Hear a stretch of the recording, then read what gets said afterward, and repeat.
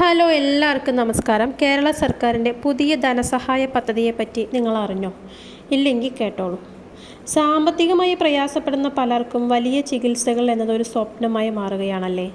എന്നാൽ സർക്കാരിൻ്റെ ഭാഗത്തു നിന്നുള്ള മുഖ്യമന്ത്രിയുടെ ദുരിതാശ്വാസ നിധി പോലുള്ള പദ്ധതികൾ അർഹരായവർക്ക് വലിയൊരു കൈത്താങ്ങാണ്.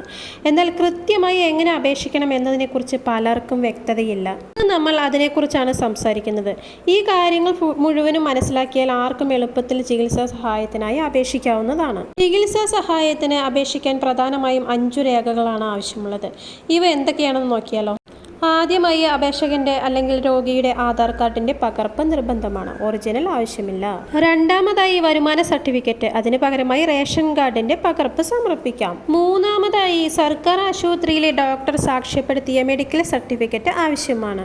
നാലാമതായി ഹോസ്പിറ്റലിൽ ചെലവാകാൻ പോകുന്ന തുകയോ ചെലവായ തുകയോ കാണിക്കുന്ന രേഖകൾ ആവശ്യമാണ്. അവസാനമായി ഈ കാര്യങ്ങളെല്ലാം വ്യക്തമാക്കിക്കൊണ്ടുള്ള ഒരു അപേക്ഷാ കത്ത് കൂടി വേണം.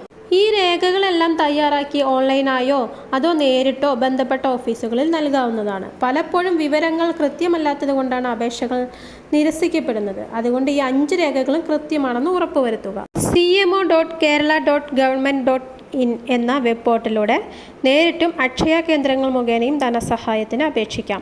നിയമസഭാ സാമാജികർ, പാർലമെൻറ്റ് അംഗങ്ങൾ എന്നിവരുടെ ഓഫീസ് മുഖേനയും മുഖ്യമന്ത്രിയുടെ റവന്യൂ വകുപ്പ് മന്ത്രിയുടെ ഓഫീസ്, തപാൽ, ഇമെയിൽ മുഖേനയും അപേക്ഷ സമർപ്പിക്കാം. ധനസഹായത്തിനുള്ള അപേക്ഷ പരിശോധിച്ച് ആവശ്യമായ രേഖകൾ ഉണ്ടെന്ന് ഉറപ്പുവരുത്തേണ്ട ചുമതല അതത് വില്ലേജ് ഓഫീസർമാർക്കാണ്. ആവശ്യമായ രേഖകളില്ലെങ്കിലോ പോരായ്മകൾ ഉണ്ടെങ്കിലോ വില്ലേജ് ഓഫീസർമാർ വിവരം അപേക്ഷകരെ അറിയിക്കണം. ആവശ്യമായ രേഖകൾ ഇല്ലാത്ത അപേക്ഷകൾ പോർട്ടലിൽ മാറ്റിവെക്കും. ഈ ഘട്ടത്തിൽ അപേക്ഷകന് SMS-ലൂടെ ഇത് സംബന്ധിച്ച് സന്ദേശം ലഭിക്കും. അപ്പോൾ cmo.kerala.government.in പോർട്ടലിലൂടെ അപേക്ഷയുടെ സ്ഥിതി പരിശോധിച്ച് കുറവുള്ള രേഖകൾ അപ്ലോഡ് ചെയ്യാം. സാധാരണക്കാർക്ക് സർക്കാർ നൽകുന്ന ഇങ്ങനെയുള്ള ആനുകൂല്യങ്ങളെക്കുറിച്ച് അറിഞ്ഞിരിക്കേണ്ടത് വളരെ അത്യാവശ്യമാണ്. ഈ വീഡിയോ പറ്റുന്നത്ര ഷെയർ ചെയ്യുക. നിങ്ങളുടെ ഒരു ഷെയർ ഒരുപക്ഷെ ഒരു കുടുംബത്തിൻ്റെ വലിയൊരു ഭാരം കുറയ്ക്കാൻ സഹായിച്ചേക്കാം. ഇതുമായി ബന്ധപ്പെട്ട കൂടുതൽ സംശയങ്ങൾ ഉണ്ടെങ്കിൽ താഴെ കമൻറ്റ് ചെയ്യാവുന്നതാണ്. അടുത്തുള്ള അക്ഷയ കേന്ദ്രത്തിൽ പോയി ഇന്ന് തന്നെ അപേക്ഷിക്കൂ. ഈ ധനസഹായം നമുക്ക് അർഹതപ്പെട്ടതാണ്. വെബ്സൈറ്റ് ഏതെന്ന് ഡിസ്ക്രിപ്ഷനിൽ ഇടാം. വീഡിയോ ഇഷ്ടപ്പെട്ടെങ്കിൽ ഷെയർ ചെയ്യാൻ മടിക്കല്ലേ.